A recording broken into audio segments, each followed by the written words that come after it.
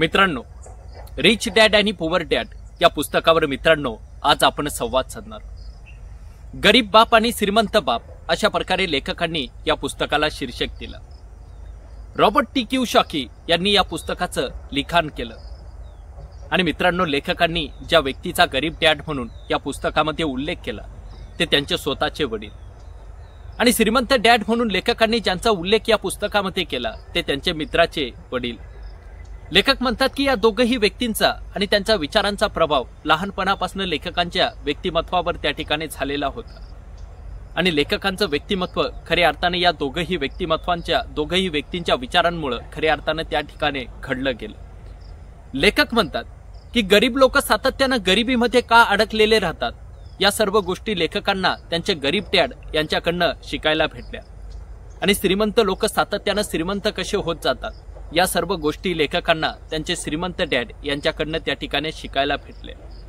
खरं तर लेखक म्हणतात की माझे हे दोघेही डॅड सातत्याने कष्ट करायचे, परिश्रम ते त्या ठिकाणी करायचे, पण ज्यावेळेस या दोघही व्यक्तींसमोर पैसा कमवण्याची गोष्ट त्या ठिकाणी यायची, पैसा संपत्ती त्या ठिकाणी निर्माण करायची गोष्ट ज्यावेळेस या दोघही व्यक्तींसमोर त्या ठिकाणी यायची त्यावेळेस माझे गरीब डॅड हे सातत्याने त्या ठिकाणी माघार घ्यायचे, ते निवांत त्या ठिकाणी बसायचे।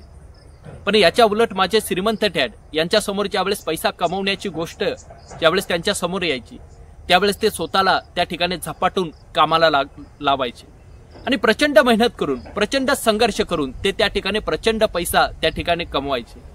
आणि म्हणून लेखक म्हणतात की माझे श्रीमंत डॅड हे सातत्याने श्रीमंत होत गेले आणि माझे गरीब डॅड त्या ठिकाणी सातत्याने गरिबीतच त्या ठिकाणी अडकत गेले।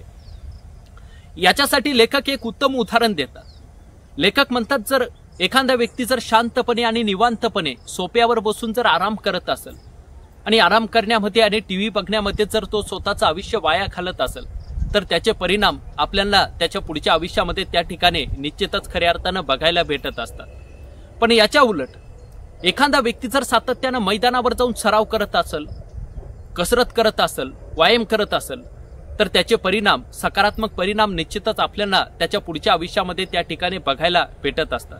त्याचं आरोग्य त्या ठिकाणी निश्चितच त्या ठिकाणी चांगलं राहत असतं आणि अशा प्रकारे लेखक हे उदाहरण देऊन आपल्या या गरीब डॅड आणि श्रीमंत डॅड या दोघांच्याही व्यक्तिमत्वाबद्दल किंवा त्यांच्या जीवनाबद्दल माहिती खऱ्या अर्थानं आपल्याला त्या ठिकाणी पटवून देत असतात। लेखक म्हणतात की माझे गरीब डॅड सातत्यानं म्हणायचे की तुम्ही शाळेमध्ये जायला हवं, अभ्यास करायला हवा, अभ्यास करून तुम्ही तुमचं स्वतःचं व्यक्तिमत्व त्या ठिकाणी घडवायला हवं, म्हणजे भविष्यात तुम्हाला निश्चितच चांगली नोकरी त्या ठिकाणी मिळणार, एखाद्या चांगल्या कंपनीमध्ये नक्कीच तुम्हाला त्या ठिकाणी काम भेटणार। पण याच्या उलट लेखक म्हणतात की माझे श्रीमंत डॅड सातत्यानं म्हणायचे की तुम्ही अभ्यास करायला हवा, तुम्ही शाळेत जायला हवं आणि तुम्ही स्वतःचं व्यक्तिमत्व खऱ्या अर्थानं घडवायला हवं, म्हणजे भविष्यात तुम्हाला निश्चितच एखाद्या चांगल्या कंपनीचा त्या ठिकाणी मालक होता येणार। अशा प्रकारे लेखक म्हणतात की माझ्या या दोघेही वडिलांच्या विचारांमध्ये प्रचंड बदल असल्याचं ते सातत्यानं त्या ठिकाणी सांगत असतात। लेखकांचे गरीब डॅड सातत्यानं म्हणायचे की मी गरीब आहे कारण मला मुलं आहेत, माझ्या पाठीमागं माझा परिवार आहे आणि म्हणून मी गरीब आहे। आणि याच्या उलट लेखकांचे श्रीमंत डॅड सातत्यानं म्हणायचे की मी श्रीमंत असायला हवं कारण माझ्या पाठीमागं माझी मुलं आहेत, माझा परिवार माझ्या पाठीमागं आहे आणि म्हणून मी सातत्यानं श्रीमंत त्या ठिकाणी व्हायला हवं। अशा प्रकारे मित्रांनो लेखकांचे श्रीमंत डॅड त्या ठिकाणी सातत्यानं म्हणायचे।